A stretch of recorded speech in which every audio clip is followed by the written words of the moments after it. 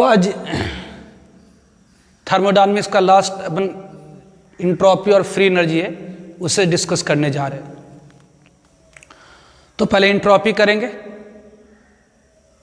इसके बाद free energy. तो व्हाट इज इंट्रोपी? इंट्रोपी क्या है? तो entropy is a thermodynamic state function. Thermodynamics का वह पैरामीटर है जिसके द्वारा सिस्टम के अंदर मौजूद मॉलिक्यूल्स की रैंडमनेस और डिसऑर्डरनेस को मेजर किया जाता है। जैसे सपोज अगर ये कोई सिस्टम है, इस सिस्टम के अंदर मॉलिक्यूल्स हैं, तो ये मॉलिक्यूल कितनी रैंडम है, कितनी डिसऑर्डर्ड है। ऑर्डर्ड मतलब होता है व्यवस्थित और डिसऑर्डर्ड मतलब अव्यवस्थित। तो सिस्टम के अंदर मौजूद मॉलिक्यूल्स कितनी अव्यवस्थित है, कितनी इधर उधर हो रही है, कितनी रैंडम है। रैंडम मतलब डायरेक्शनलेस, डिसऑर्डर्ड मतलब अव्यवस्थित, इधर उधर होने की जो टेंडेंसी होती है उसी को हम लोग कहते हैं डिसऑर्डर्डनेस। तो what is the entropy? Entropy क्या है? तो entropy is a thermodynamic state function.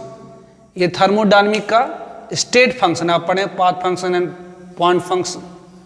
Path function वो फंक्शन जो पाथ के ऊपर डिपेंड करता है, that is the heat and work. तो इंट्रोपी थर्मोडायनामिक का स्टेट फंक्शन है, मतलब इनिशियल और फाइनल स्टेट पर डिपेंड करने वाला फंक्शन है जो मेजर करता है डिग्री ऑफ रैंडमनेस और डिसऑर्डरनेस ऑफ सिस्टम मॉलिक्यूल। मतलब सिस्टम के अंदर जो मॉलिक्यूल है वो कितनी डिसऑर्डर्ड है, कितनी अव्यवस्थित है, कितनी रैंडम है। तो सिस्टम के अंदर मौजूद मॉलिक्यूल्स कितनी रैंडम है, कितनी डिसऑर्डर्ड है, इसी की मात्रा के मेजरमेंट, डिग्री मतलब मात्रा, इसी की डिग्री का मेजरमेंट, इसी की मात्रा का मेजरमेंट क्या कहलाता है? तो इंट्रोपी। तो entropy is a thermodynamic state function which measure degree of randomness और disorderness of system molecule. System के अंदर मौजूद मॉलिक्यूल्स की रैंडमनेस और डिसऑर्डरनेस की मात्रा कितनी है, इसी की मेजरमेंट कहलाती है इंट्रोपी। तो entropy is a thermodynamic state function which is measure of randomness और डिसऑर्डरनेस। ध्यान दीजिए, रैंडमनेस मतलब होता है इधर उधर होने की प्रवृत्ति, डिसऑर्डर मतलब अव्यवस्थित। जब मॉलिक्यूल इधर उधर होगी तो अव्यवस्थित हो जाएगी। तो सिस्टम के अंदर मौजूद मॉलिक्यूल कितनी अव्यवस्थित है, कितनी डिसऑर्डर्ड है, इसी की मात्रा का मेजरमेंट, इसी की मेजरमेंट कहलाती है इंट्रोपी। तो entropy is a thermodynamic state function which is measure of degree of randomness और disorderness of system molecules. System के अंदर मौजूद मॉलिक्यूल्स की डिसऑर्डरनेस और रैंडमनेस की मेजरमेंट कहलाती है इंट्रोपी। इसे रिप्रेजेंट करा जाता है एस से। एस मतलब इंट्रोपी। तो एस जहाँ भी देखेंगे इंट्रोपी। तो जो इंट्रोपी होती है वो डायरेक्टली प्रोपोर्शनल होगी डिग्री ऑफ रैंडमनेस और डिसऑर्डरनेस की। मतलब जितनी ज़्यादा रैंडमनेस और डिसऑर्डरनेस होगी सिस्टम के अंदर मौजूद मॉलिक्यूल की, जितनी ज़्यादा रैंडमनेस और डिसऑर्डरनेस होगी वह उसकी उतनी ज़्यादा उसकी इंट्रोपी होगी। मतलब entropy system molecules directly proportional होगी किसके? तो रैंडमनेस और डिसऑर्डरनेस। मतलब एक वर्ड में याद रखिए, इंट्रोपी क्या है? तो डिसऑर्डरनेस और रैंडमनेस है सिस्टम के मॉलिक्यूल्स की। इंट्रोपी क्या है? तो डिसऑर्डरनेस और रैंडमनेस है सिस्टम के अंदर मौजूद मॉलिक्यूल्स की। इंट्रोपी क्या है? तो इंट्रोपी जहाँ आया वहाँ पर रैंडमनेस और डिसऑर्डरनेस। यदि हम इंट्रोपी को मेजर करें स्टैंडर्ड स्टेट पर, स्टैंडर्ड स्टेट मतलब आप जानते हैं प्रेशर 1 atm और given temperature 25 degree Celsius, that is called standard entropy. मतलब एस इसके ऊपर क्या लगा दिए? नॉट। मतलब ये स्टैंडर्ड स्टेट का रिप्रेजेंटेशन है, it is the representation of standard state. तो अगर हम इंट्रोपी को मेजर करें किस पर? तो स्टैंडर्ड स्टेट पर, तो वो कहलाएगा क्या? Standard entropy. Entropy depend on amount. Entropy depend करता है मात्रा के ऊपर। ऑब्वियस है कि अगर सिस्टम के अंदर कम मात्रा लीजिएगा, कम मॉलिक्यूल्स लीजिएगा तो कम इंट्रोपी होगी। ज़्यादा मतलब ज़्यादा सिस्टम के अंदर कम अमाउंट लीजिएगा, कम मात्रा लीजिएगा तो मतलब कम मॉलिक्यूल्स लीजिएगा तो कम मॉलिक्यूल इधर उधर होंगे, ज़्यादा मात्रा लीजिएगा तो ज़्यादा मॉलिक्यूल इधर होंगे, और ज़्यादा मात्रा लीजिएगा तो और ज़्यादा मॉलिक्यूल इधर उधर होंगे।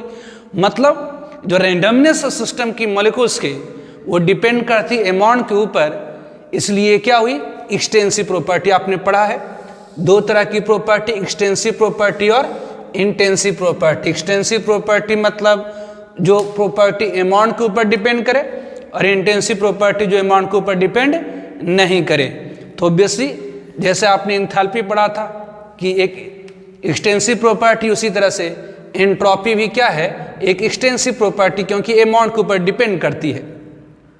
जो एंट्रोपी होती है गैस की ज़्यादा होती है लिक्विड से, ज़्यादा होती है सॉलिड की। अगर आपके सिस्टम के अंदर कोई गैस है या किसी केमिकल रिएक्शन में अगर गैस फॉर्म हो रहा हो, तो गैस की जो मॉलिक्यूल्स होती हैं वो ज़्यादा रैंडम होती है। मतलब अगर किसी कंटेनर के अंदर गैस रख दीजिए तो गैस की मॉलिक्यूल ज़्यादा इधर होंगी, तो ज़्यादा इधर उधर होंगी तो मतलब उसकी रैंडमनेस ज़्यादा होगी। लिक्विड के केस में जो लिक्विड के मॉलिक्यूल्स है इधर उधर तो होती हैं लेकिन कम, मतलब जो डिसऑर्डरनेस है, जो रैंडमनेस होती है किसकी, तो लिक्विड के मॉलिक्यूल्स की, वो कम होती है। तो गैस की मॉलिक्यूल ज़्यादा रैंडम होती है, ज़्यादा इधर उधर होती है।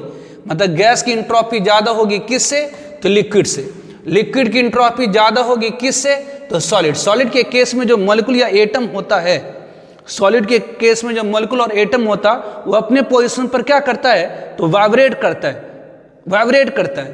तो ऑब्वियसली वो इधर उधर नहीं, मतलब यहाँ का मॉलिक्यूल उछल के यहाँ नहीं चला जाएगा, यहाँ का मॉलिक्यूल उछल के यहाँ नहीं चला जाएगा, मतलब अपने पोजीशन पर ही वो वाइब्रेट करता है। तो गैस की मॉलिक्यूल ज़्यादा इधर होती है, इसलिए गैस की एंट्रोपी ज़्यादा होती है लिक्विड से, लिक्विड की एंट्रोपी ज़्यादा होती है सॉलिड से। एंट्रोपी क्या है, तो रैंडमनेस और डिसऑर्डरनेस का मेजरमेंट है। मतलब जो मॉलिक्यूल ज़्यादा इधर उधर होगी उसकी एंट्रोपी ज़्यादा होगी, मतलब गैस की मॉलिक्यूल ज़्यादा इधर उधर घूमते फिरती रहती है, इससे गैस की एंट्रोपी ज़्यादा होगी लिक्विड से और लिक्विड की ज़्यादा होगी सॉलिड से। Entropy depend on temperature. Obviously अगर टेम्परेचर को आप इंक्रीज करेंगे, यदि आप टेम्परेचर को इंक्रीज करेंगे तो चाहे गैस हो चाहे लिक्विड हो या सॉलिड है, टेम्परेचर बढ़ने से क्या होता, टेम्परेचर मिलने से मॉलिक्यूल को एनर्जी जाती है। मॉलिक्यूल को अगर एनर्जी जाएंगी तो क्या होगा, तो काइनेटिक में जाएगा। मतलब मॉलिक्यूल अगर गैस है, अगर इसको आप हीट करें, इसे आप एनर्जी दीजिए, तो गैस की मॉलिक्यूल क्या होंगी, तो ज़्यादा इधर होना शुरू हो जाएगा। आप जानते हैं average translation kinetic energy 3/2 kT, मतलब टेम्परेचर बढ़ाने से ट्रांसलेशन काइनेटिक एनर्जी बढ़ जाती है। तो ऑब्वियसली टेम्परेचर अगर बढ़ाएंगे तो गैस की मॉलिक्यूल ज़्यादा इधर उधर होंगी, मतलब गैस की एंट्रोपी ज़्यादा हो जाएंगी। अगर कि लिक्विड का टेम्परेचर बढ़ाएंगे तब लिक्विड को मॉलिक्यूल को भी एनर्जी मिलेगी, तो वो भी इधर उधर ज़्यादा होने लगेंगी, तो एंट्रोपी लिक्विड की बढ़ जाएंगी। सॉलिड का अगर टेम्परेचर बढ़ाएं तो सॉलिड का अगर टेम्परेचर बढ़ाएंगे तो सॉलिड के केस में जो मॉलिक्यूल और एटम उसकी वाइब्रेशन इंक्रीज कर जाएंगी, मतलब वाइब्रेशन इंक्रीज कर गई मतलब डिसऑर्डरनेस इंक्रीज कर गई, एंट्रोपी इंक्रीज कर गई। तो ऑब्वियसली टेम्परेचर इंक्रीज करने से चाहे गैस हो या लिक्विड हो या सॉलिड हो, टेम्परेचर इंक्रीज करने से एंट्रोपी इंक्रीज करती है। तो बाय इंक्रीजिंग टेम्परेचर, अगर हम टेम्परेचर को इंक्रीज करेंगे तो एंट्रोपी इंक्रीज करेंगे, entropy depend on temperature, temperature increases randomness increase and hence entropy increase. अगर हम टेम्परेचर को इंक्रीज करें तो एंट्रोपी क्या होगी, तो इंक्रीज करेंगे। अगर हम टेम्परेचर को डिक्रीज करेंगे तब, अगर हम टेम्परेचर को डिक्रीज करेंगे तो मॉलिक्यूल की जो रैंडमनेस और डिसऑर्डरनेस, उसकी जो मोशन है, उसकी जो गति वो सीज होने लगेगी, धीमी पड़ने लगेगी। तो अगर हम टेम्परेचर को डिक्रीज करेंगे, अगर हम टेम्परेचर को डिक्रीज करेंगे तो एंट्रोपी डिक्रीज करेगी, और टेम्परेचर डिक्रीज करेंगे तो और एंट्रोपी डिक्रीज करेगी, और टेम्परेचर डिक्रीज करेंगे तो मोशन और सीज होगी, मतलब एंट्रोपी और डिक्रीज करेगी। तो अगर हम टेम्परेचर घटाते घटाते 0 केल्विन, मतलब 10 to 0 केल्विन कर दें, यदि हम टेम्परेचर घटाते घटाते 10 to 0 केल्विन कर दें तो जो एंट्रोपी होगी परफेक्टली ऑर्डर्ड क्रिस्टलाइन सॉलिड की, वो 0 हो जाएगी। It is called third law of thermodynamics. इसे हम लोग क्या कहते हैं, थर्ड लॉ ऑफ थर्मोडायनामिक्स। तो अगर टेम्परेचर इंक्रीज करिएगा तो एंट्रोपी इंक्रीज होगी, अगर टेम्परेचर डिक्रीज करेंगे एंट्रोपी डिक्रीज करेगी। और हम टेम्परेचर को डिक्रीज करते करते 0 केल्विन टेंड करा दें तो जो इंट्रॉपी है परफेक्टली ऑर्डर्ड क्रिस्टलाइन सॉलिड की वो जीरो हो जाती है। It is called third law of thermodynamics. तो टेम्परेचर इंक्रीज करने से इंट्रॉपी इंक्रीज करती है, टेम्परेचर डिक्रीज करने से इंट्रॉपी डिक्रीज करेंगी।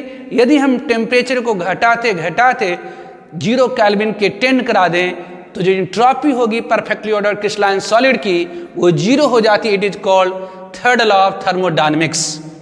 ठीक है, तो इसे आप नोट डाउन कर लीजिए। तो what is the entropy? Entropy क्या हुई? तो entropy is a thermodynamic state function which measure degree of randomness और डिसऑर्डरनेस ऑफ सिस्टम मॉलिक्यूल्स, जिसे हम लोग रिप्रेजेंट करते हैं एस से। यदि इंट्रॉपी को मेजर करें स्टैंडर्ड स्टेट पर, that is called standard entropy. Entropy gases की ज़्यादा होती है लिक्विड से, ज़्यादा होती है सॉलिड से। यदि हम टेम्परेचर को इंक्रीज करें तो इंट्रॉपी इंक्रीज करेंगे, और यदि हम टेम्परेचर को डिक्रीज करेंगे, if temperature decreases entropy get decreases.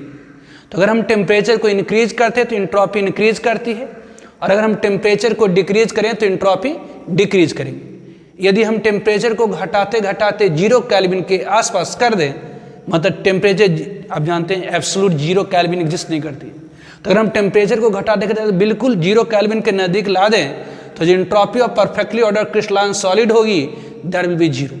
तो entropy of perfectly ordered crystalline solid will 0 at 0 kelvin, called third law of thermodynamics. तो टेम्परेचर इंक्रीज करने से इंट्रॉपी इंक्रीज होती है, और टेम्परेचर डिक्रीज करने से इंट्रॉपी डिक्रीज करती है। टेम्परेचर इंक्रीज करने से क्या होगी? तो रैंडमनेस इंक्रीज करेगी, इस कारण से इंट्रॉपी इंक्रीज करेंगी। टेम्परेचर डिक्रीज करने से रैंडमनेस डिक्रीज करेगी, मतलब इंट्रॉपी डिक्रीज करेगी। अगर हम टेम्परेचर घटाते घटाते 0 केल्विन के आसपास कर दें तो जो entropy of perfectly ordered crystalline solid होती है वह 0 हो जाती है। It is called third law of thermodynamics. अगर गैस स्टेट में है तो गैस की वॉल्यूम, आप जानते हैं गैस की वॉल्यूम फिक्स नहीं होती है। अगर यदि आप गैस आपने ले रखा है, कम वॉल्यूम है, अगर वॉल्यूम को आप बढ़ा देंगे तो गैसेस मोलिकुल और ज़्यादा क्षेत्रफल में और ज़्यादा एरिया में रैंडम मोशन करने लगेंगे, और ज़्यादा वॉल्यूम में रैंडम मोशन करने लगेंगे। तो यदि गैस के केस में वॉल्यूम को हम इंक्रीज करें, गैस के केस में वॉल्यूम को इंक्रीज करने से क्या होता? तो गैस के केस में वॉल्यूम को इंक्रीज करने से, गैस के केस में वॉल्यूम को इंक्रीज करने से, वॉल्यूम इंक्रीज करिए या प्रेशर डिक्रीज करिए, आप जानते हैं वॉल्यूम इन्वर्सली प्रोपोर्शनल होती है प्रेशर की। इन gas state volume inversely proportional होती है प्रेशर की। अगर वॉल्यूम बढ़ाएंगे तो प्रेशर घट जाएंगी, वॉल्यूम बढ़ाएंगे तो प्रेशर घट जाएंगे। तो यदि गैस स्टेट में वॉल्यूम को इंक्रीज करें, अगर गैस स्टेट में वॉल्यूम को इंक्रीज करें, जैसे 1 लीटर से 4 लीटर कर दीजिए, या कि प्रेशर को आप डिक्रीज कर देंगे, वॉल्यूम बढ़ाना मतलब प्रेशर डिक्रीज कर देना। तो इन गैस स्टेट अगर हम वॉल्यूम को इंक्रीज करें या प्रेशर डिक्रीज करें तो वॉल्यूम इंक्रीज करने से क्या होगा? तो वॉल्यूम इंक्रीज करने से क्या होगा? वॉल्यूम इंक्रीज करने से क्या होगा? तो ज़्यादा वॉल्यूम में मॉलिक्यूल्स रैंडम मोशन करने शुरू कर जाएंगे, मतलब गैस मॉलिक्यूल की इंट्रॉपी क्या होगी? इंक्रीज कर जाएंगी। तो ऑब्वियस इन गैस स्टेट अगर हम वॉल्यूम को इंक्रीज करते हैं या प्रेशर डिक्रीज करेंगे तो इंट्रॉपी क्या होगी? इंक्रीज कर जाएंगी। गैस स्टेट में अगर हम वॉल्यूम को इंक्रीज करते हैं या प्रेशर डिक्रीज करते हैं, तो अगर वॉल्यूम को इंक्रीज कर दिया आपने, मतलब ज़्यादा वॉल्यूम में मॉलिक्यूल रैंडम मोशन करने लगे, मतलब इंट्रॉपी इंक्रीज कर जाएंगे। अगर 2 कंपोनेंट को मिला दें, जैसे सॉल्यूट और सॉल्वेंट को मिला देंगे, तो अगर सॉल्यूट जैसे मान लेते हैं कि ये चीनी या पानी है, या कि अल्कोहल है और वाटर है, तो अगर वाटर अलग है, अल्कोहल अलग है, तो ये ज़्यादा ऑर्डर्ड है। अगर वाटर को आपने अलग रखा है, अल्कोहल को आपने अलग रखा है, तो ये ज़्यादा ऑर्डर्ड है, ज़्यादा व्यवस्थित है। लेकिन अगर दोनों कंपोनेंट को मिला दें, यदि आप दोनों कंपोनेंट को मिला दें तो क्या होगा कि जी वाटर वाला मॉलिक्यूल अल्कोहल में घुस जाएगा, अल्कोहल वाला मॉलिक्यूल वाटर में घुस आएगा, तो मतलब डिसऑर्डरनेस इंक्रीज करेगा। डिसऑर्डरनेस इंक्रीज मतलब मॉलिक्यूल जो पहले वाटर की अलग थी, अल्कोहल की अलग थी, मिक्स हो जाने के बाद डिसऑर्डर्ड होगी, मतलब इंट्रॉपी इंक्रीज करेगी। तो इंट्रॉपी ऑफ सॉल्यूशन क्या होती है? तो ग्रेटर होती है किससे? तो सॉल्यूट और सॉल्वेंट से। मतलब अगर 2 कंपोनेंट को आप मिलाएंगे मतलब जो मिक्सर की एंट्रोपी होती है वो ज़्यादा होती है। तो entropy of mixer will greater than pure component. जिससे सॉल्यूट और सॉल्वेंट को मिलाने पर ऑब्वियसली सॉल्यूशन तैयार होता है, तो इसलिए एंट्रोपी क्या होगी, तो इंक्रीज कर जाएंगे। Change in entropy, change in entropy, तो एंट्रोपी क्या है, तो एक स्टेट फंक्शन है। एंट्रोपी क्या है, तो एक स्टेट फंक्शन इनिशियल और फाइनल स्टेट पर डिपेंड करता है। एंट्रोपी क्या है, तो एक स्टेट फंक्शन इनिशियल और फाइनल स्टेट पर डिपेंड करता है। तो चेंज इन एंट्रोपी, तो एंट्रोपी जो स्टेट फंक्शन इसे डिपेंड करता है इनिशियल और फाइनल स्टेट से। तो अगर delta S change in entropy है, अगर delta S change in entropy है, अगर delta S change in entropy है, अगर delta S change in entropy है, तो एंट्रोपी एक स्टेट फंक्शन है। Delta S change in entropy है, तो डेल्टा एस अगर चेंज इन एंट्रोपी, तो एंट्रोपी एक स्टेट फंक्शन है। तो ये डेल्टा एस इक्वल टू क्या होगी, तो final entropy minus initial entropy, final entropy minus initial entropy, final entropy minus initial entropy. तो चेंज एंट्रोपी क्या होगी, तो final entropy minus initial entropy. ना entropy change in chemical reaction, chemical reaction में entropy change, तो chemical reaction में क्या होती है, तो रिएक्टेंट कन्वर्ट होकर के प्रोडक्ट में जाता है। केमिकल रिएक्शन में क्या होती है, तो रिएक्टेंट कन्वर्ट होकर के प्रोडक्ट में जाती है। तो केमिकल रिएक्शन में फाइनल स्टेट क्या है, तो प्रोडक्ट है, और इनिशियल स्टेट क्या है, तो रिएक्टेंट है।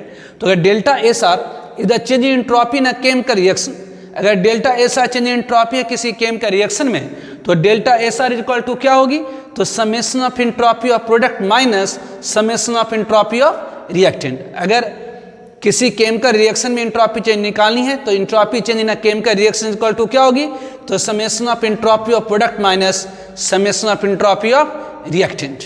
तो ध्यान रखें, चेंज इन एंट्रोपी, एंट्रोपी एक स्टेट फंक्शन है, इसे डिपेंड करता है इनिशियल और फाइनल स्टेट पर। तो डेल्टा एस मतलब change in entropy equal to final entropy minus initial entropy.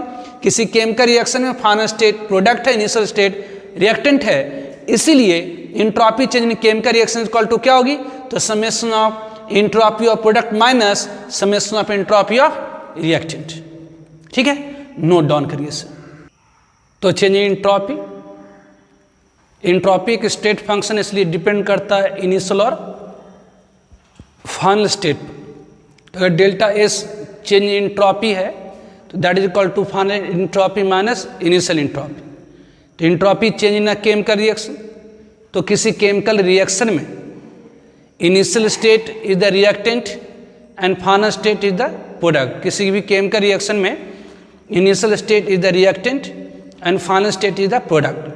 तो अगर delta S R is the change in entropy in chemical reaction, तो delta S R is equal to summation of entropy of product minus summation of entropy of reactant. तो हमने consider करा है chemical reaction, हम लोगों ने consider कर रखा एक chemical reaction, suppose A plus B B giving as C C plus D D. हमने कंसीडर कर रखा है एक chemical reaction that is the A plus B B giving as C C plus D D, जहाँ पर capital A capital B reactant है, capital C capital D product है। जहाँ पर capital A capital B reactant है, capital C capital D product है, and small is the stoichiometric coefficient of reactant A, small B is the stoichiometric coefficient of reactant B, small c is the stoichiometric coefficient of product C and small d is the stoichiometric coefficient of product D। तो हम लोगों ने consider कर रखी है एक chemical reaction A plus B B giving C C plus D D. तो अगर delta S R change in entropy of a chemical reaction है, तो delta S R is equal to क्या होगी, तो C इंटू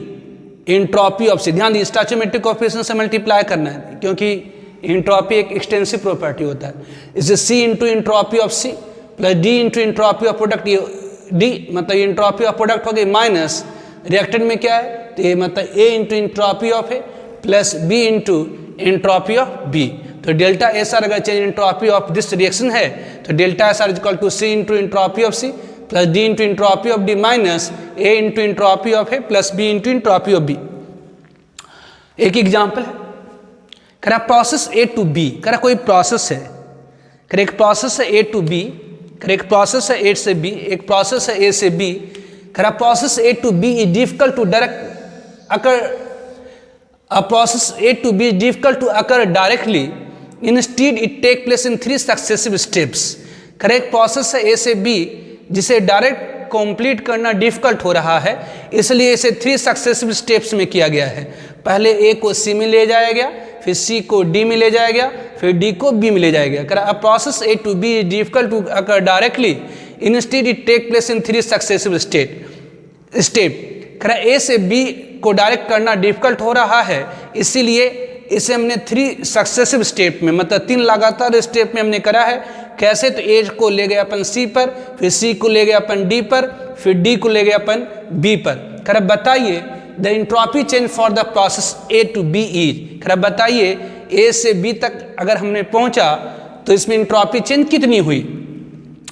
तो ऑब्वियसली हमें दिया क्या गया है, डेटा दिया क्या गया, तो एंट्रोपी चेंज इन ए से A to C is 50, entropy change in C से D is 30 and entropy change in B से डी इज 20। तो we have to given as we have to given, जैसा कि हम लोगों को डेटा दिया गया है, as we have to given, हम लोग को जो डेटा, हम लोग को जो आंकड़े दिए गए हैं, entropy change in A to C 50, entropy change in C to D is 30 and entropy change in B to D is 20। तो अभी जैसे आपने पढ़ा है कि entropy change in chemical reaction equal to क्या होती है, तो entropy of product minus entropy of reactant. मतलब entropy change in A to C के जगह पर आप लिख सकते हैं entropy of C minus entropy of A is equal to 50। Entropy change in C to D को आप क्या लिख सकते हैं, तो entropy of D minus entropy of C is equal to कितनी, तो 30। Entropy change in B to D को क्या लिख सकते हैं, तो ऑब्वियसली इसे लिख सकते हैं entropy of D minus entropy of B is equal to कितनी, तो 20।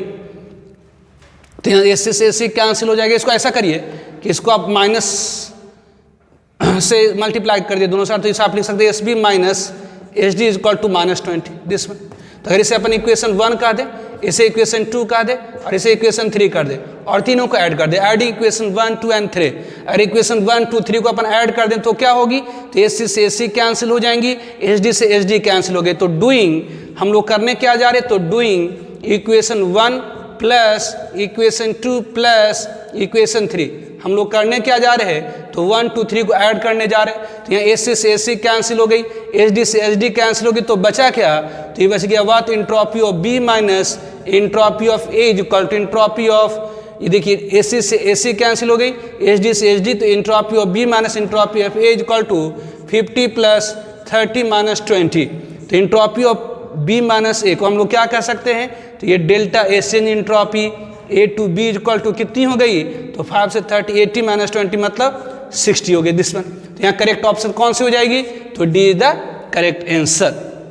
ये आईडी 2006 में आया था, ये आईडी 2006 में आया था, ठीक है। तो ध्यान रखिए कि entropy change in chemical reaction equal to क्या होती है, तो summation of entropy of product minus summation of entropy of reactant, ठीक है। तो नोट डाउन करिए इससे पहले। तो mathematical definition of entropy, entropy की मैथमेटिकल डिफिनेशन, तो हम लोगों ने कंसीडर कर रखी एक system at any temperature T kelvin. हम लोगों ने कंसीडर कर रखी एक सिस्टम, सपोज ये हमारे कोई सिस्टम है किसी टेम्परेचर टी केल्विन पर, ये कोई सिस्टम है किसी टेम्परेचर टी केल्विन पर, हमने कंसीडर कर रखी है एक system at any temperature T kelvin पर। तो यदि इस सिस्टम में dq अमाउंट ऑफ हीट दी गई, if dq is a small amount of heat given into the system पर, हमने एक सिस्टम कंसीडर कर रखी है किसी टेम्परेचर टी केल्विन पर, हम लोगों ने कंसीडर कर रखी एक सिस्टम किसी टेम्परेचर टी केल्विन पर। तो यदि dq is a small amount of heat given into the system, अगर dq small amount of heat है जो इस सिस्टम को हमने दिया पर मोल, अगर dq amount of heat system को हमने दिया, तो अगर आप सिस्टम को हीट देंगे तो सिस्टम के अंदर मौजूद मॉलिक्यूल्स की रैंडमनेस चेंज करेंगे, सिस्टम के अंदर मौजूद मॉलिक्यूल्स की डिसऑर्डरनेस इंक्रीज करेगी। तो मान लेते हैं कि ds entropy change of system molecules पर मोल है। तो अगर आप लोग, यदि हम लोगों ने dq small amount of heat system को दिए हैं पर मोल, यदि dq is the small amount of heat given into system पर मोल, तो इस हीट के कारण सिस्टम के अंदर मौजूद मॉलिक्यूल्स की इंट्रोपी चेंज होगी। तो हमने एज्यूम कर रखा है कि ds entropy change of system है per mole. Then mathematically entropy defined है, तो मैथमेटिकली इंट्रोपी डिफाइंड है व्हाट, तो ds is equal to dq upon t। तो ds is equal to dq upon t is the mathematical definition of entropy. ध्यान रखेंगे, mathematical definition of entropy is D S is equal to D Q upon T. D S is equal to D Q upon T is the mathematical definition of entropy. D S is equal to D Q upon T is the mathematical definition of entropy, जहां पर D Q क्या है तो amount of heat given into the system, T क्या है तो temperature in kelvin, और D S क्या है एंट्रोपी चेंज है। तो D S is equal to D Q upon T. यदि इस इक्वेशन को दोनों साइड से इंटीग्रेट कर दे, integrating both side we get obviously D S, ये डी क्यू अपॉन टी दोनों साइड से इंटीग्रेट कर दे इनिशियल से फाइनल, तो डी एस की इंटीग्रेशन एस मतलब S F minus S I, S F minus S I मतलब डेल्टा एस, मतलब इंट्रोपी चेंज। अगर D Q amount of heat आपने सिस्टम को दिया तो इंट्रोपी चेंज डी एस, तो D S is equal to D Q upon T, मतलब इसी तरह से हीट स्मॉल अमाउंट करते देते जाइए, तो कुल इंट्रोपी चेंज कितनी हो गई, तो कुल इंट्रोपी चेंज हो जाएगी D Q upon T initial से फाइनल। या डी क्यू को जब पर इसके मान लीजिए कि डी क्यू इंटीग्रेट करें तो क्यू आ गया, ये टेम्परेचर टी है, और ये एस मतलब डायरेक्ट हम लिखते हैं S is equal to Q upon T भी लिख देते हैं। Obviously entropy is equal to क्या लिख देते हैं तो S is equal to Q upon T, S ये क्यू अपॉन टी, तो इंट्रोपी इज इक्वल टू क्या लिख देते हैं S is equal to Q upon T. लेकिन एक्चुअल में इंट्रोपी की मैथमेटिकल डिफिनेशन क्या होगी, तो D S is equal to D Q upon T, D S is equal to D Q upon T, या delta S is equal to D Q upon T integrate initial से final, तो D S is equal to D Q upon T, या delta S is equal to D Q upon T initial से final, या S is equal to Q upon T भी directly दे सकते हैं। Unit of entropy, entropy की unit क्या होगी, तो ये बेसिक ये हीट है, ये हीट है पर मोल आपने दिया, तो हीट मतलब एनर्जी मतलब जूल, ये जूल पर मोल हो गई, और टेम्परेचर केल्विन में तो ये जूल पर मोल केल्विन, ये आपका क्या है तो हीट है मतलब जूल पर मोल, और टेम्परेचर केल्विन में है तो ये जूल पर मोल केल्विन, तो यूनिट ऑफ इंट्रोपी क्या हो गई तो जूल पर मोल केल्विन। तो ध्यान रखेंगे मैथमेटिकल डिफिनेशन ऑफ इंट्रोपी एक लाइन में, D S is equal to D Q upon T, या इंटीग्रेट कर दिए दोनों साइड तो delta S is equal to D Q upon T integrate initial से फाइनल, मतलब S is equal to Q upon T. Unit of entropy क्या तो joule per mole kelvin. Now entropy change in different types of process, तो अलग अलग process में अलग अलग टाइप से इंट्रोपी चेंज होगी, तो entropy change in different types of process, पहले से नोट डाउन करिए फिर लिखते हैं। Now entropy change in different types of process, तो डिफरेंट टाइप्स ऑफ प्रोसेस जैसे आइसोथर्मल प्रोसेस, आइसोकोरिक प्रोसेस, तो entropy change in different types of process, तभी जस्ट हमने पढ़ा mathematical definition of entropy that D S is equal to D Q upon T, मतलब delta S is equal to D Q upon T integrate initial से final. तो from first law of thermodynamics के अनुसार जो Q is equal to होता है heat given into the system is equal to work done by the system plus change in internal energy. तो small amount of heat अगर आपने system को दिया है तो small work done by the system मतलब minus D W plus D U हो जाएगी।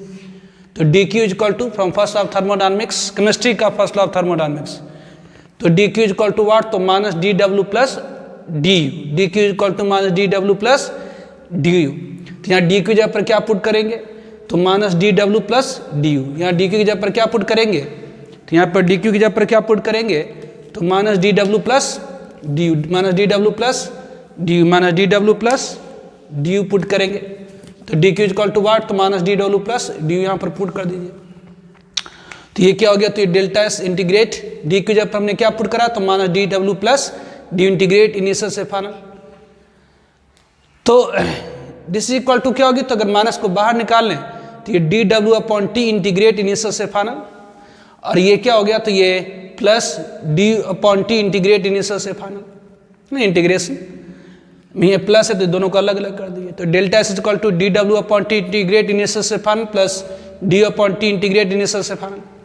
क्योंकि वर्डन इज इक्वल टू क्या होता तो माइनस पी एक्सटर्नल डी भी ध्यान दीजिए, हम जो भी प्रोसेस पढ़ रहे हैं वो रिवर्सिबल प्रोसेस पढ़ रहे हैं। तो रिवर्सिबल प्रोसेस में जो इंटरनल प्रेशर होता है इक्वल होता है एक्सटर्नल प्रेशर के, है रिवर्सिबल प्रोसेस में लगभग जो होता है इंटरनल प्रेशर इक्वल होता है किसके एक्सटर्नल प्रेशर के। तो या पी एक्सटर्नल लीजिए पी इंटरनल लीजिए, बात एक ही है। तो D W is equal to what तो minus P D V, D W is equal to what तो माइनस पी डी वी। और ऑब्वियसली किसी टाइप का कोई भी प्रोसेस हो उसमें जो चेंज इन इंटरनल एनर्जी होती है डी यू मतलब U equal to N C V delta T आपको बताते हैं, मतलब किसी टाइप की प्रोसेस में इक्वेशन लगा सकते हैं D is equal to N C V delta T मतलब D is equal to N C V D T. तो work done is equal to minus P D V होता है और D is equal to N C V D T. तो यहाँ पर हमने D W जब क्या पुट कर दिया तो minus P D V upon T, और यहाँ पर डी की जगह पर क्या पुट कर दिए, तो N C B D T upon T, integrate कर दिए इनिशियल से फाइनल। तो ये माइनस माइनस क्या हो गया, तो प्लस हो गया। तो ये माइनस माइनस क्या हो गया, तो प्लस हो गया। ये माइनस माइनस क्या हो गया, तो प्लस पी अपॉन टी। अब जरा देखिए from ideal gas equation P V equal to N R T होती है। आइडियल गैस इक्वेशन से P V equal to N R T, मतलब पी अपॉन टी, टी को इधर ले आइए, P upon T equal to क्या होगी, तो एन आर अपॉन वी। तो यहाँ P upon T minus minus plus, minus minus plus और ये P upon T, minus minus plus और P upon T, minus minus plus और P upon T, minus minus plus और ये P upon T की जगह पर आप क्या लिख सकते हैं, ये पी अपॉन टी की जगह पर आप क्या लिख सकते हैं, तो ये एन आर अपॉन वी लिख सकते हैं, एन आर अपॉन वी लिख सकते हैं। तो बेसी यहाँ पर हमने क्या करा, तो minus minus plus P upon T की जगह पर लिख दिया एन आर अपॉन वी, ये डी वी प्लस ये क्या हो गया, तो N number of mole constant C B, that is molar heat capacity constant volume, जिसकी वैल्यू होती है R upon gamma minus one, ये भी कांस्टेंट है तो इसे बाहर निकालिए। ये D T upon T integrate initial से फाइनल। तो बेसी ये N R V D V integrate initial से फाइनल एन सी बी। अब देखिए यहाँ पर एन कांस्टेंट है, आर कांस्टेंट है, तो यहाँ पर डी वी अपॉन वी, तो आपने पढ़ा है 1/x dx की इंटीग्रेशन क्या होती है, ln x। 1/x dx की इंटीग्रेशन क्या होती है, ln x। 1/x dx की इंटीग्रेशन क्या होती है, ln x। तो बेसी तो 1/v dv की इंटीग्रेशन ln v, इनिशियल से फाइनल, मतलब इनिशियल वॉल्यूम, यहाँ वेरिएबल वॉल्यूम है, इनिशियल वॉल्यूम से फाइनल वॉल्यूम। यहाँ पर एन सी बी, ये डी टी अपॉन टी की इंटीग्रेशन क्या होगी, तो ln t, इनिशियल से फाइनल, मतलब इनिशियल यहाँ टेम्परेचर, क्योंकि वेरिएबल टेम्परेचर है, इनिशियल टेम्परेचर से फाइनल टेम्परेचर। तो बेस अपर लिमिट पुट कर दिए, तो N R ln V F minus ln V I, upper limit put कर दिए ln V F minus ln V I plus N C B ln T, initial temperature से final temperature. तो ये क्या हो गई, तो delta S equal to N R ln V F minus ln V I plus N C B ln T F minus ln T I. तो ये ln V F minus ln V I आप जानते हैं log A minus log B, that is equal to log A upon B. तो delta S equal to N R ln V F upon V I plus N C B ln T F upon T. तो ये क्या होगी, तो entropy change हो गई। ये क्या होगी, तो इंट्रॉपी चेंज। तो entropy change N R delta S equal to क्या, तो N R ln V F upon V I plus N C B ln T F upon T I हो गई। तो ये जनरल फार्मूला हो गई किसके लिए, तो इंट्रॉपी चेंज निकालने के लिए डिफरेंट टाइप्स ऑफ प्रोसेस में। तो ये एक्चुअली इतना डेरिवेशन की जरूरत होती नहीं है, इतना डेरिवेशन आपको रिक्वायर्ड नहीं है, जस्ट फॉर्मूला भी ध्यान रख सकते हैं, delta S equal to N R ln V F upon V I plus N C B ln T F upon T I. लेकिन कैसे निकालते हैं इसको अपने एक प्रोसेस द्वारा समझा सकते हैं, इसको याद रखने की जरूरत नहीं है कि ऐसे कैसे निकालते हैं, ठीक है। तो इसको पहले नोट डाउन करिए। तो entropy change in different types of process, general formula एक डिराइव कर दिए, डेल्टा एस इक्वल टू वहाँ लिखा था N R ln V F upon V I plus N C B ln T F upon T I, मतलब इसको arrange करके लिख दिए, delta S equal to N C B ln T F upon T I plus N R ln V F upon V I. तो ये general delta S entropy change निकालने के लिए किसी प्रोसेस में क्या होगी, तो N C B ln T F upon T I plus N R ln T F V F upon V I, N C B ln T F upon T I plus N R ln V F upon V I, है ना। यहाँ N है, यहाँ पर C B है, यहाँ पर R है, यहाँ पर सी बी है, यहाँ पर आर है। तो delta S equal to N C B ln T F upon T I plus N R ln V F upon V I, delta S equal to N C B ln T F upon T I plus N R ln V F upon V I, N C B ln T F upon T I plus N R ln V F upon V I. अब अलग अलग type का process लेते हैं। First one is isothermal process. तो isothermal process में क्या होती है, तो आइसोथर्मल आइसो मतलब सेम, थर्मल मतलब टेम्परेचर, मतलब इसमें टेम्परेचर कांस्टेंट हो, मतलब T I equal to T F, यहाँ तो T I equal to T F put कर देंगे, तो ये मतलब यहाँ भी टी यहाँ भी टी कैंसिल, तो ln वन की वैल्यू 0, तो ये सिंपल क्या हो गया, तो N R ln V F upon V I हो गई। आइसोकोरिक प्रोसेस, आइसोकोरिक प्रोसेस मतलब क्या होता है, आइसो मतलब सेम, कोरिक मतलब वॉल्यूम, वॉल्यूम कांस्टेंट मतलब initial volume is equal to final volume. तो यहाँ पर क्या पुट कर दिए, तो यहाँ पर v पुट कर दिए, तो यहाँ भी v, तो ये v कैंसिल, तो ln one is equal to क्या, तो 0, तो ये क्या हो जाएगा, तो सिंपल आइसोकोरिक प्रोसेस में जो इंट्रॉपी चेंज हो जाएगी N C B ln T F upon T I. Isobaric process में, आइसोबारिक प्रोसेस में इंट्रॉपी चेंज कितनी होगी, तो आइसोबारिक प्रोसेस मतलब क्या, तो p कांस्टेंट मतलब initial P I is equal to final P I, isobaric मतलब क्या, तो P I equal to P F. Isobaric process मतलब क्या होता है, तो पी कांस्टेंट। आइसोबारिक प्रोसेस मतलब पी कांस्टेंट, पी कांस्टेंट मतलब P I equal to P F, P I equal to P F. तो यहाँ प्रेशर तो है ही नहीं किसी इक्वेशन में। तो अब जान लीजिए फॉर आइडियल गैस के लिए क्या जानते हैं, तो फॉर आइडियल गैस के लिए क्या जानते हैं, फॉर आइडियल गैस के लिए अपन क्या जानते हैं, तो P V equal to N R T, P V equal to N R T. तो ऑब्वियसली ये P V equal to N R T आप जानते हैं आइडियल गैस इक्वेशन के लिए, तो पी इक्वल टू क्या हो जाएगा, तो N R T upon V, that is constant. तो आइडियल गैस के लिए में क्या हो जाएगा, तो ये वी अपॉन टी कॉन्स्टेंट हो जाएगा, V upon T upon V कहिए, वी अपॉन टी कॉन्स्टेंट हो गया। आइडियल गैस में क्या हो, तो वी अपॉन टी कॉन्स्टेंट हो गया। आइडियल गैस में क्या हो गया, तो वी अपॉन टी कॉन्स्टेंट हो गया। मतलब we equal to K T, मतलब अगर वी एफ अपॉन वी आई निकालना चाहते हैं, वी एफ अपॉन वी आई निकालना चाहते हैं, तो ये के इंटू यहाँ पर वी आई दीजिएगा तो यहाँ पर आई, यहाँ पर एफ दीजिएगा तो यहाँ पर एफ। तो V F equal to K T F और V I equal to K T I. तो के कैंसिल, तो T F upon T I. तो V F upon V I को आप क्या लिख सकते हैं, तो T F upon T I. मतलब इक्वेशन हो जाएगा delta S equal to N C B L N T F upon T I plus N R L N T F upon T I हो गया। ऑब्वियसली यहाँ पर आप common भी ले सकते हैं, क्या, तो N L N T F upon T I common निकालिए। यहाँ भी N L N T F upon T I है और यहाँ भी N L N T F upon T I है, यहाँ भी N L N T F upon T I है, यहाँ भी N L N T F upon T I. तो इसे कॉमन निकालिए तो ये क्या बच गया, तो सी बी प्लस आर। तो ये डेल्टा एस इक्वल टू क्या हो गई, तो आप जानते हैं C P minus C B आपने पढ़ा है, C P minus C B equal to क्या होती है, तो आर होती है। तो आपने पढ़ा क्या, तो C P minus C B equal to क्या होती है, तो आर होती है। सी पी इक्वल टू क्या होगी, तो सी बी प्लस आर हो जाएगी। तो यहाँ सी बी प्लस आर को क्या लिख सकते हो, तो C B is the molar heat capacity at constant pressure. तो आपने पढ़ा C B plus R equal to क्या, तो ये सी पी, तो यहाँ पर सी बी पुट कर दिए। तो ये इंट्रॉपी चेंज हो गई। एडियाबेटिक प्रोसेस में इंट्रॉपी चेंज एडियाबेटिक प्रोसेस किसे कहते हैं, तो एक ऐसी प्रोसेस जिसमें heat interaction between system and surrounding zero हो। एडियाबेटिक प्रोसेस किसे कहते हैं, तो एक ऐसी प्रोसेस में heat interaction between system and surrounding zero हो। मतलब एडियाबेटिक प्रोसेस में क्या होगी, तो क्यू जीरो। तो जब हीट आपने दिया ही नहीं या सिस्टम का हीट बाहर निकला ही नहीं, तो इंट्रॉपी चेंज क्या होगी, तो जीरो होगी। तो एडियाबेटिक प्रोसेस में इंट्रॉपी चेंज क्या होगी, तो जीरो हो जाएंगी।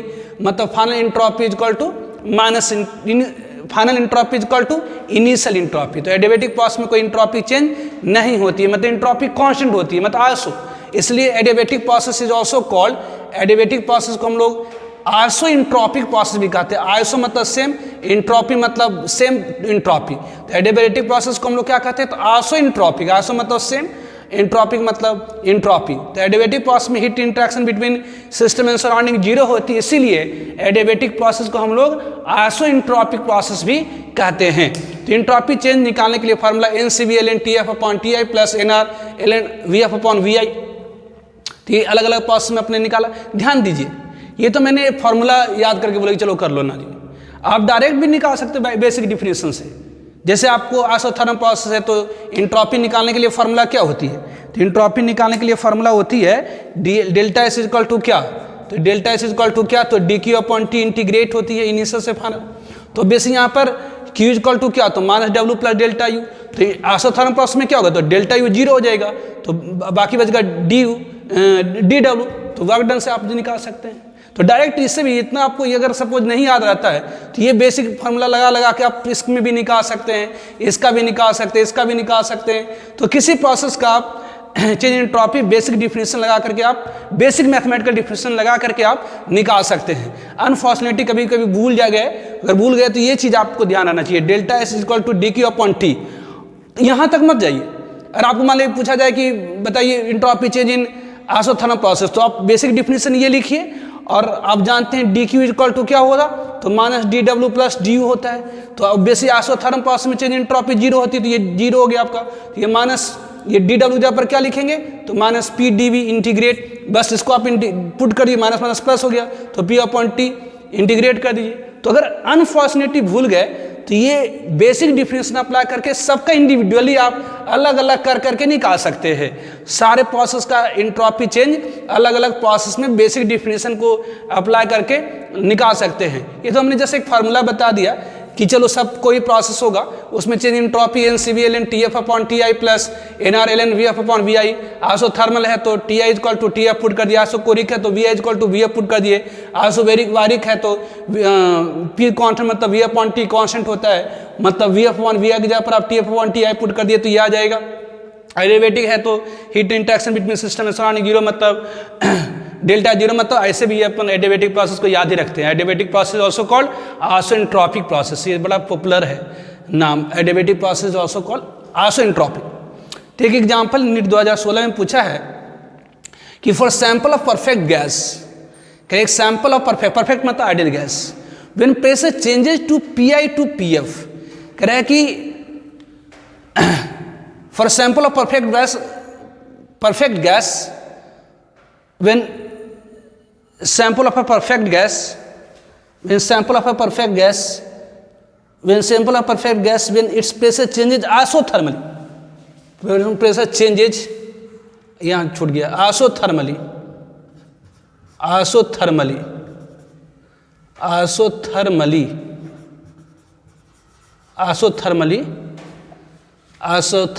from PI to PF the entropy change. कह रहा है कि अगर कोई आइडियल गैस है उसका हम आइसोथर्मली मतलब टेम्परेचर कांस्टेंट रखते हुए प्रेशर चेंज करें PI से PF, तो एंट्रोपी चेंज क्या होगी? तो एंट्रोपी चेंज निकालने के लिए फॉर्मूला क्या है? NCVLN TF upon TI NR LN VF upon VI। तो आइसोथर्मल प्रोसेस के लिए क्या होता है? तो TI इक्वल टू TF, ये तो जीरो हो जाएगी, तो बच गया NR LN VF upon VI। यहाँ we F upon V I तो है ही नहीं, तो आप जानते हैं, क्या जानते हैं? तो आइसोथर्मल प्रोसेस मतलब टेम्परेचर कांस्टेंट मतलब P V equal to N R T हो जाता है। तो यहाँ आइसोथर्मल प्रोसेस में क्या होगा? तो पी वी कांस्टेंट हो गया, तो पी वी कांस्टेंट मतलब क्या हुआ? तो ये P I V I equal to P F V F हो गया। तो इसका मतलब यहाँ पर V F upon V I equal to क्या हो जाएगी? तो V F upon V I equal to हो जाएंगी क्या? तो V F upon V I की जगह पर आप क्या लिख सकते हैं? तो P I upon P F, P I upon P F. तो यहाँ पर आइसोथर्मल प्रोसेस में क्या होगा? तो टेम्परेचर सेम रहता है, मतलब ये तो जीरो हो जाएंगी, मतलब ये टी कैंसिल मतलब 1, तो एल एन 1 की वैल्यू जीरो, तो ये तो जीरो होगी। तो L N V F upon V I, N R L N V F upon V I, लेकिन यहाँ पर तो प्रेशर है तो V F upon V I के लिए क्या लिख सकते हैं? तो P I upon P F, मतलब कौन सी ऑप्शन सही हो जाएंगी? तो एन आर टी दिया, ध्यान दिए एन आर टी दिया, टी नहीं होता है, N R L N P I upon P F, मतलब करेक्ट ऑप्शन कौन सी हो जाएंगी? तो B is the correct option. तो ये बहुत ज़्यादा पूछता नहीं है ना, तब भी ध्यान रखिए इसे, लिखिए इसे। Now entropy change in phase transformation. Phase मतलब अवस्था, जैसे सॉलिड से लिक्विड, लिक्विड से वेपर, सॉलिड से वेपर। तो entropy change in phase transformation, अवस्था के परिवर्तन में एंट्रोपी चेंज। तो first one in fusion.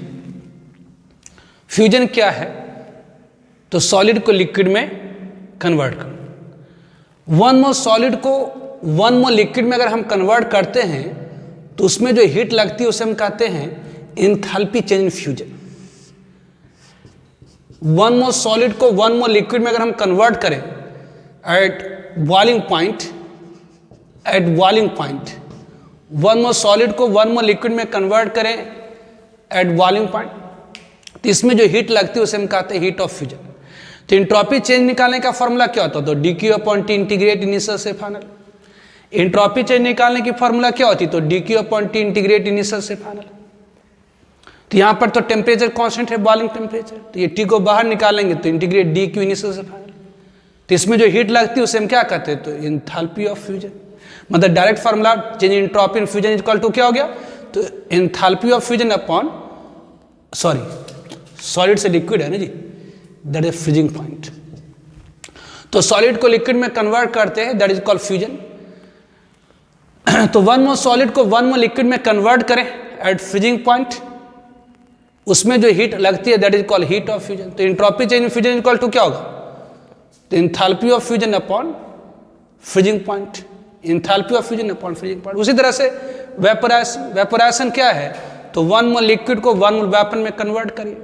Enthalpy of vaporization आपने पिछली क्लास में पढ़ा था कि वन मोल लिक्विड को 1 मोल वेपर में कन्वर्ट करने में जो हीट लगती है that is called heat of vaporisation. 1 mole liquid को 1 मोल वेपर में कन्वर्ट करना है किस पर, तो बॉइलिंग पॉइंट पर।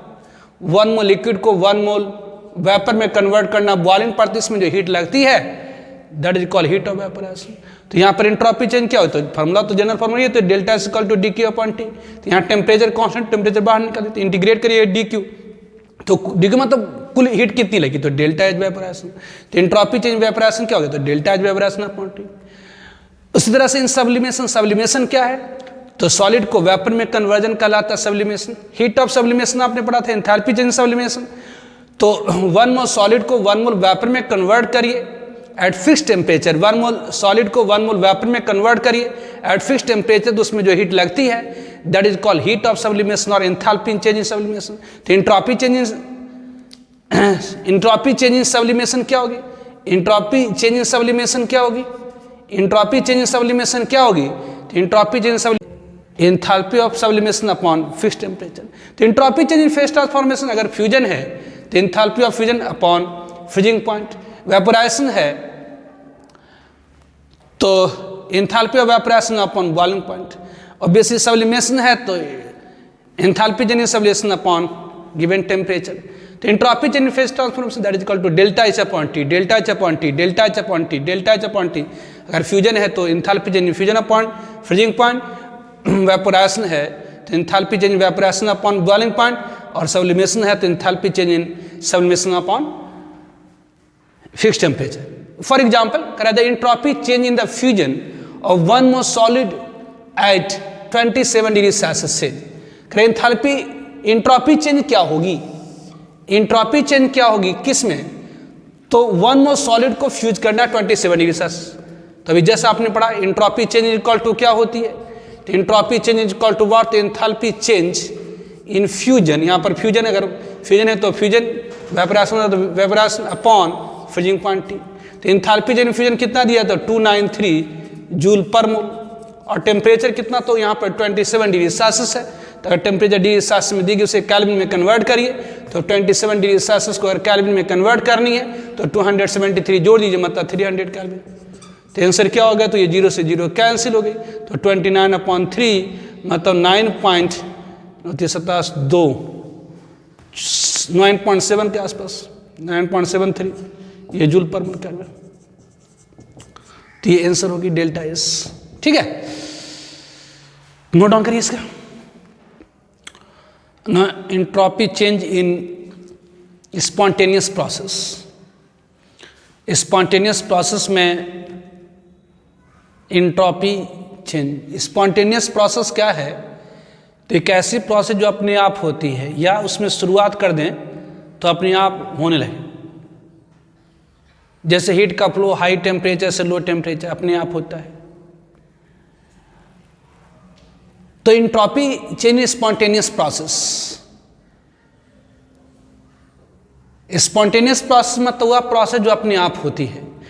तो हमने कंसीडर करा है एक आइसोलेटेड सिस्टम जिसमें स्पॉन्टेनियस प्रोसेस हो रही है कई कैसे। तो हमने कंसीडर किया एक आइसोलेटेड सिस्टम, एक आइसोलेटेड सिस्टम है, आइसोलेट मतलब अलग थलग, मतलब इसमें हीट इंटरेक्शन बिटवीन सिस्टम में सराउंडिंग 0 है। तो एक आइसोलेटेड सिस्टम हमने कंसीडर किया है, इसके अंदर कोई गैस है, इसके अंदर गैस भी है। ध्यान दीजिए गैस से अलग है, गैस भी अलग है। यहाँ वाल्व लगी हुई है, यहाँ पर वाल्व लगी हुई है, तो इधर गैस है, इधर गैस भी है। तो यदि हम लोग वाल्व को ओपन कर दें, यदि हम लोग वाल्व को ओपन कर दें तो क्या होगी, तो गैस ए निकलकर गैस बी में और गैस बी निकलकर गैस ए में मिक्स होगी। तो पहले गैस ज्यादा ऑर्डर्ड थी, इधर गैस ए था, इधर गैस बी थी। तो पहले गैस ज्यादा ऑर्डर्ड थी, लेकिन जैसे हमने वाल्व को ओपन किया तो ये गैस एक दूसरे में इंटरमिक्स्ड हो गई। ये गैस दोनों में इंटरमिक्स हो गई, मतलब डिसऑर्डरनेस इंक्रीज कर गई। इसका मतलब डिसऑर्डरनेस इंक्रीज कर गई क्योंकि हौच पौच हो गया, हेयर देयर हो गया। तो किसी भी आइसोलेटेड सिस्टम में तो ये इसको करने के लिए अपन ने तो कुछ करा नहीं था, सिंपली वाल्व को ओपन कर दिया, गैस ए निकल कर गैस बी में, गैस बी निकल कर गैस ए में अपने आप मिक्स हो गया, मतलब अपने आप हो गया। तो ऐसी प्रोसेस क्या कहलाएगी? तो स्पॉन्टेनियस प्रोसेस। तो स्पॉन्टेनियस प्रोसेस में क्या हुई कि जी एंट्रोपी तो इंक्रीज कर गई। कि कैसे? कि जी गैस एक गैस भी आपस में मिल गई, तो मिल गई तो क्या हुआ? डिसऑर्डरनेस इंक्रीज कर गया, मतलब एंट्रोपी इंक्रीज कर गया। तो आइसोलेटेड सिस्टम में अगर कोई स्पॉन्टेनियस प्रोसेस होती है तो वहाँ एंट्रोपी इंक्रीज कर जाती है। आपको याद रखना है कि in isolated system spontaneous process take place. किसी आइसोलेटेड सिस्टम में कोई प्रोसेस अपने आप होती है तो एंट्रोपी इंक्रीज कर जाती है। एंट्रोपी क्या होती? तो गेट इंक्रीजेज। तो एंट्रोपी क्या होती है? तो इंक्रीज कर जाती है। दैट इज आप कह सकते हैं कि जो डेल्टा एस टोटल होगी, जो टोटल एंट्रोपी होगी वो ग्रेटर देन 0 होगी। किसके लिए? तो for isolated system in spontaneous process. ध्यान रखिएगा, स्पॉन्टेनियस प्रोसेस में क्या होती है? तो डेल्टा एस क्या होती है? तो ग्रेटर देन 0 होती है। तो अगर हम लोग कंसीडर करें इनवर्स एंड आइसोलेटेड सिस्टम, मान लें कि हमारी जो ब्रह्मांड है वो एक आइसोलेटेड सिस्टम है। मान लें कि ये जो ब्रह्मांड है एक आइसोलेटेड सिस्टम है, तो इसमें बहुत सारी प्रोसेस अपने आप हो रही है। हवा बह रही है ना, बारिश हो रही है, बहुत सारी प्रोसेस अपने आप हो रहा है इस ब्रह्मांड के अंदर। मतलब ब्रह्मांड के अंदर बहुत सारी प्रोसेस अपने आप हो रही है। इसका मतलब इस ब्रह्मांड की एंट्रोपी बढ़ते जाना चाहिए। अगर हम इस ब्रह्मांड को एक आइसोलेटेड सिस्टम मान लें तो इस ब्रह्मांड के अंदर, इस यूनिवर्स के अंदर बहुत सारी प्रोसेस अपने आप हो रही है। तो स्पॉन्टेनियस प्रोसेस में, तो एक आइसोलेटेड सिस्टम में कोई भी स्पॉन्टेनियस प्रोसेस होगा तो उसकी एंट्रोपी इंक्रीज कर जाएगी। किसी भी आइसोलेटेड सिस्टम में कोई प्रोसेस अपने आप होगी तो एंट्रोपी इंक्रीज कर जाएगी। मतलब जो डेल्टा एस इनवर्स की होगी, मतलब इनवर्स की जो कुल एंट्रोपी होगी इंक्रीज करेगी। मतलब हम लोग कह सकते हैं इनवर्स की एंट्रोपी इंक्रीज। तो बेसिस ब्रह्मांड में, इस ब्रह्मांड को अगर एक हम आइसोलेटेड सिस्टम माने और इसमें कोई स्पॉन्टेनियस प्रोसेस होगी तो डेल्टा एस इनवर्स, मतलब इनवर्स की एंट्रोपी ग्रेटर हो जाएगी। तो सिंस आप जानते हैं कि universe is equal to system plus surrounding होती है, मतलब आप इनवर्स के अंदर का जो सिस्टम और सराउंडिंग है उसकी एंट्रोपी हमेशा क्या होगी? ग्रेटर देन 0 होगी अगर कोई स्पॉन्टेनियस प्रोसेस होती है तो स्पॉन्टेनियस प्रोसेस के लिए क्या होता? इन आइसोलेटेड सिस्टम, यानी आइसोलेटेड सिस्टम में, in isolated system if spontaneous process take place then entropy of system, मतलब आइसोलेटेड सिस्टम की जो एंट्रोपी होगी वो हमेशा ग्रेटर देन 0। अगर इस इनवर्स को हम एक आइसोलेटेड सिस्टम मान लें तो इनवर्स की एंट्रोपी हमेशा इंक्रीज कर रही है। इनवर्स की एंट्रोपी हमेशा इंक्रीज करे, मतलब delta system plus surrounding greater than 0 होगी। ठीक है, लिखिए पहले से। Not total entropy change in reversible process and irreversible process. Not total entropy change in reversible process and irreversible process. तो what is the reversible process? ये reversible process क्या है? तो रिवर्सिबल प्रोसेस मतलब infinitely slow process. Reversible process मतलब infinitely slow process, मतलब एक ऐसी प्रोसेस में सिस्टम एंड सराउंडिंग इक्विलिब्रियम में हो, हर तरह के इक्विलिब्रियम में हो। मतलब सिस्टम और सराउंडिंग की टेम्परेचर इक्विलिब्रियम, मतलब थर्मल इक्विलिब्रियम हुई, मतलब सिस्टम और सराउंडिंग की टेम्परेचर क्या होगी? तो सेम होगी। तो total entropy change reversible process, तो रिवर्सिबल प्रोसेस मतलब एक ऐसी प्रोसेस में सिस्टम और सराउंडिंग किस पर होता है? इक्विलिब्रियम पर होता है। आपको मैंने बताया था रिवर्सिबल प्रोसेस में, जिनका छोटा है जाकर देखिए, सेकेंड वीडियो में होगा थर्मोडायनामिक्स का। रिवर्सिबल प्रोसेस में सिस्टम एंड सराउंडिंग इक्विलिब्रियम पर होता है, थर्मल इक्विलिब्रियम पर होता है। मतलब सिस्टम और सराउंडिंग की टेम्परेचर क्या होगी? तो सेम होगी। रिवर्सिबल प्रोसेस मतलब इनफाइनाइटली स्लो प्रोसेस, मतलब एक ऐसी प्रोसेस में सिस्टम और सराउंडिंग की टेम्परेचर क्या होगी? तो सेम होगी। तो मान लेते हैं कि रिवर्सिबल प्रोसेस में कोई system Q amount of heat release किया सराउंडिंग को।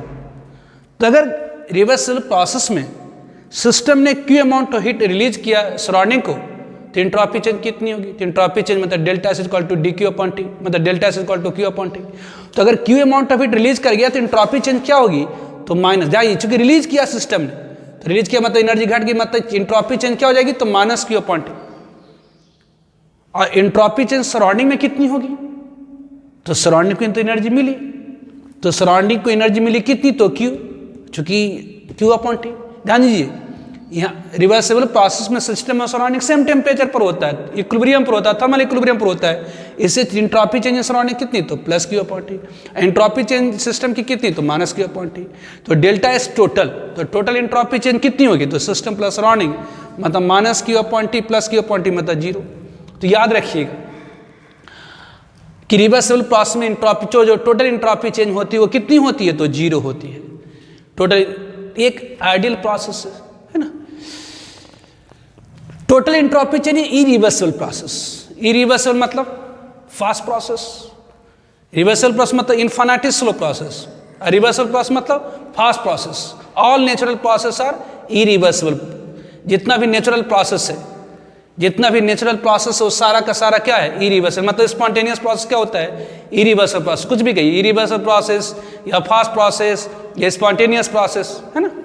तो total entropy change irreversible process, irreversible मतलब एक फास्ट प्रोसेस। तो फास्ट प्रोसेस में सिस्टम और सराउंडिंग इक्विलिब्रियम पर नहीं होगा।